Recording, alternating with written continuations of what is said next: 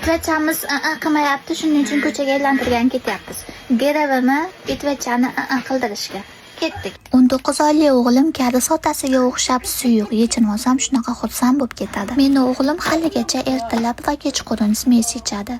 O'zi bolaga necha yoshgacha smes berish kerak? Iltimos kommentariyada yozib keting. Itvachchamizni ko'ziga onasi ko'rinmaganiga psixligi tutyapti. Bu yerda sovuni maza qilib kulishini qarang.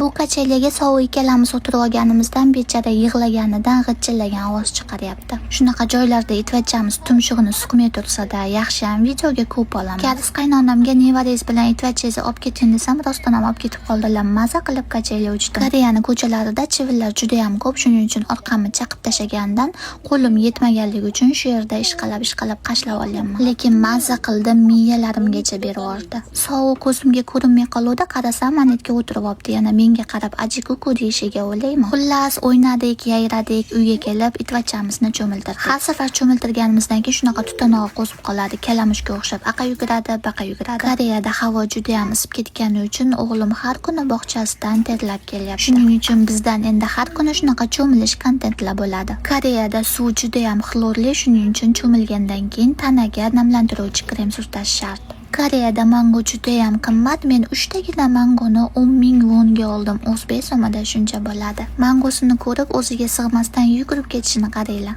Bu yerda men bormaganligimni ko'rib psixlanib o'yinchog'ini menga otyapti. Endi esa mango yeyotgan holatini qaranglar. Dadasiga o'xshab g'irt apris va onasiga o'xshab ovqat bo'lsa bo'ldi. Shunaqa qilib karis qaynonam ishdan charchab, kelganlari yetmaganday bizni ham aylantirishga olib chiqdilar.